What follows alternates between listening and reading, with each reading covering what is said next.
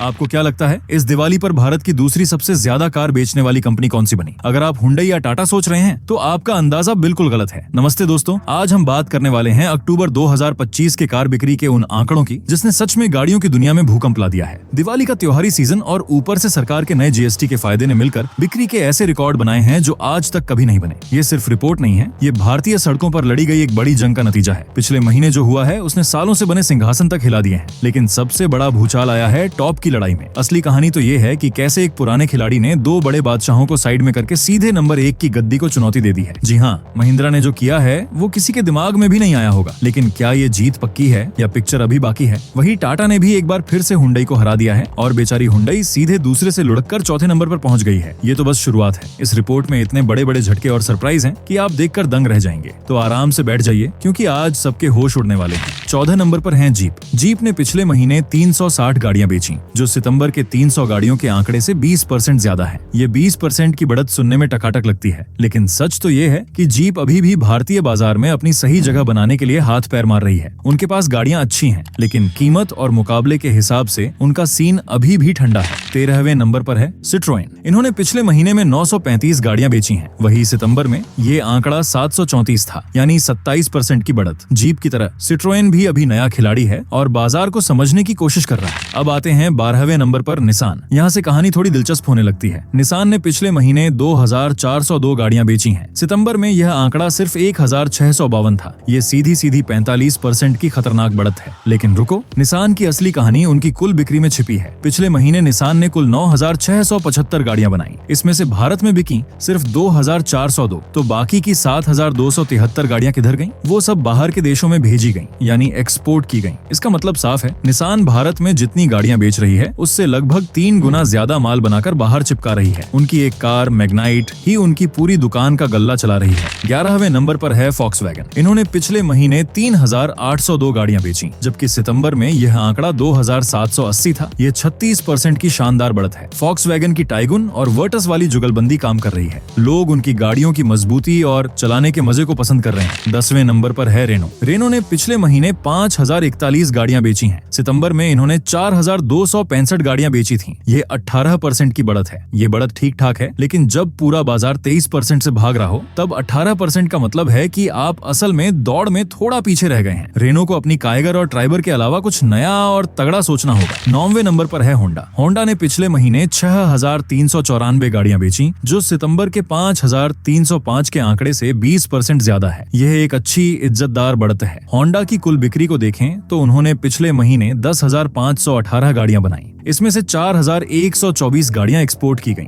Honda की नई SUV elevate इनके लिए एकदम बड़ी वाली जान बनकर आई है। 8वें नंबर पर है MG। MG ने पिछले महीने 6397 गाड़ियां बेची हैं। सितंबर में उन्होंने 6728 गाड़ियां बेची थीं। पिछले महीने बिक्री कम हुई है, यहाँ 4% की गिरावट आई है। यह इस पूरी रिपोर्ट का सबसे बड़ा अचंभा है। एक ऐसा महीना जब लोगों ने गाड़ियां खरीदने के लिए लाइनें लगा दी, जब GST का फायदा मिल रहा था, जब हर कंपनी ने 20, 30, 40% की बढ़त हासिल की, उस महीने में MG का धंधा बैठ गया। MG की इस टेंशन को पीछे छोड़कर अब हम उन खिलाड़ियों की बात करते हैं जो मजबूती से आगे बढ़े। 7वें नंबर पर है स्कोडा, फॉक्सवैगन का जुड़वां भाई। स्कोडा ने पिछले महीने 8252 गाड़ियां बेची, जो सितंबर के 6636 से 24% ज्यादा है। यह बाजार की औसत बढ़त 23% से भी थोड़ा बेहतर है। स्कोडा की कुशाक और स्लाविया ने अपनी जगह पक्की कर ली है और नई काइलैक खतरनाक तरीके से बिक रही है। 6ठे नंबर पर है किया और यहाँ से आंकड़े बड़े होने लगते हैं। किया ने पिछले महीने 29,556 गाड़ियां बेची हैं। सितंबर में यह आंकड़ा 22,700 था। यहाँ है 30% की तूफानी बढ़त है। किया की नई सेल्टोस ने आते ही बाजार पर कब्जा कर लिया है। उनकी सोनेट और कैरेंस भी दबाकर बिक रही हैं। किया ने सेट कर दिया है कि वह भारतीय बाजार में लंबी रेस के घोड़े हैं। 5वें नंबर पर है टोयोटा। टोयोटा ने जो किया है वो तो दिमाग हिला देने वाला है। पिछले महीने टोयोटा ने 40,257 गाड़ियां बेची हैं। सितंबर में ये आंकड़ा सिर्फ 27,089 था। यहाँ 48% की अच्छी बढ़त हुई है। ये तो गजब ही हो गया। टोयोटा की कुल बिक्री 42,892 रही, जिसमें से 2,635 गाड़ियां बाहर भेजी गईं। अब सवाल उठता है कि टोयोटा ने यह जादू कैसे किया? इसका जवाब सिर्फ इनोवा या फॉर्च्यूनर नहीं है। इसका जवाब है मारुति से उनकी जुगलबंदी। रूमियन, ग्लैंजा और अर्बन क्रूजर हाईराइडर जैसी गाड़ियां टोयोटा के शोरूम से खतरनाक बिक रही हैं। टोयोटा ने अपनी मजबूती, इनोवा, फॉर्च्यूनर और मारुति की ताकत, छोटी गाड़ियां का सही इस्तेमाल किया और नतीजा वो आज 5वें नंबर के दबंग हैं और अब अपना आ गए हैं इस कहानी के सबसे बड़े, सबसे तगड़े और सबसे हिला देने वाले सीन पर। ये वह जगह है जहां सालों से से जमा जमाया खेल पूरा उल्टा पुल्टा हो गया है। ये है नंबर 4, नंबर 3 और नंबर 2 की लड़ाई। सालों से, दशकों से भारतीय बाजार में नंबर 2 की गद्दी पर मजबूती से बैठी कंपनी हुंडई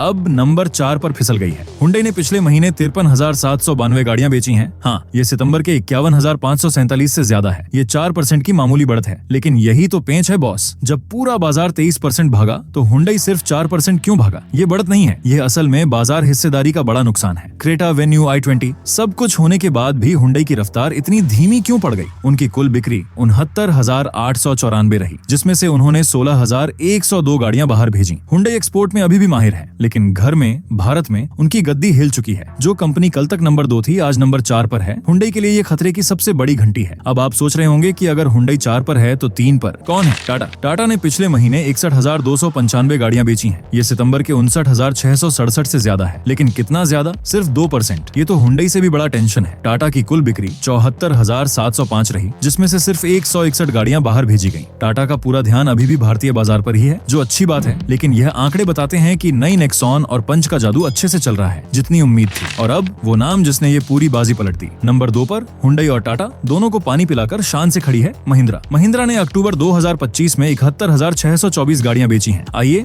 इस आंकड़े को फिर से देखते हैं। 71,624। सितंबर में यह आंकड़ा 56,233 था। यह 27% की कड़क बढ़त है। यह बाजार की औसत 23% से भी तेज है। महिंद्रा ने न सिर्फ हुंडई 53,000 को, बल्कि टाटा 61,000 को भी बहुत बड़े फासले से धो डाला है। ये कोई छोटा मोटा टशन नहीं है, ये तो एक तरफा धोबी पछाड़ है। Scorpio N, XUV 700, Thar, Mahindra की SUV आज लोगों के सिर चढ़कर बोल रही है। लोग इन गाड़ियों के लिए महीनों रुकने को तैयार हैं। महिंद्रा की कुल बिक्री को देखिए, उन्होंने पिछले महीने 1,20,142 गाड़ियां बनाई। ये उनकी ताकत दिखाता है। इसमें से 4,015 गाड़ियां बाहर भी भेजी गईं। ये भारतीय बाजार का ऐतिहासिक पल है। महिंद्रा आज आधिकारिक तौर पर भारत की दूसरी सबसे बड़ी कार बनाने वाली कंपनी बन गई है। उन्होंने वह कर दिखाया है जो पिछले कई सालों में कोई नहीं कर पाया। उन्होंने टाटा और हुंडई दोनों को एक ही झटके में पछाड़ दिया है। महिंद्रा की इस जीत का जश्न बड़ा है। वह अब नंबर 2 पर है। उनकी नजरें अब सीधे नंबर 1 के तख्त पर होंगी। लेकिन क्या नंबर 1 का तख्त इतनी आसानी से हिल जाएगा? यहाँ कहानी में एक और बड़ा मोड़ आता है। जब महिंद्रा, टाटा और हुंडई आपस में टशनबाजी कर रहे थे, तब मारुति सुजुकी क्या कर रही थी? वो चुपचाप अपना इलाका बड़ा कर रही थी। मारुति सुजुकी ने अक्टूबर 2025 में 1,76,318 गाड़ियां बेची हैं। जी हाँ, 1,76,000 से ज्यादा। सितंबर में यह आंकड़ा 1,32,821 था। मारुति की बढ़त है 32% की। यह इस रिपोर्ट का आखिरी और सबसे बड़ा सच है भाई। महिंद्रा की बढ़त 27% से भी तेज, किया 30% से भी तेज, और बाजार की औसत 23% से तो बहुत ही आगे। मारुति सुजुकी की कुल बिक्री 2,20,894 थी। उन्होंने 31,304 गाड़ियां बाहर भी भेजी। इसका मतलब समझिए, महिंद्रा जो आज नंबर 2 है, उसने 71,000 गाड़ियां बेची हैं, और मारुति ने 1,76,000। यानी नंबर 1 और नंबर 2 की लड़ाई में आज भी 1 लाख से ज्यादा गाड़ियों का फासला है। महिंद्रा ने हुंडई और टाटा को हराया, ये सच है। वह नंबर 2 बने, यह भी सच है। लेकिन मारुति ने यह दिखा दिया कि असली बॉस कौन है, और वह पहले से ज्यादा ताकतवर हो गया है। मारुति की नई SUV जैसे कि ब्रेजा, ग्रैंड विटारा और फ्रॉन्क्स बाजार को खा रही हैं। तो अक्टूबर 2025 की इस पिक्चर से अपन ने क्या सीखा? पहली बात, दिवाली और GST ने मार्केट में आग लगा दी और सबका धंधा चमका दिया। दूसरी बात, टोयोटा और किया ने साबित किया कि सही गाड़ियों से बाजार में बड़ी छलांग लगाई जा सकती है। तीसरी और सबसे बड़ी बात, महिंद्रा ने सीन बदलकर रख दिया है। उन्होंने हुंडई और टाटा को हराकर नंबर 2 का ताज छीन लिया है। ये भारतीय SUV की बहुत बड़ी जीत है। लेकिन चौथी और आखिरी बात, महिंद्रा भले ही नंबर 2 बन गई हो, लेकिन नंबर 1 की कुर्सी यानी मारुति का किला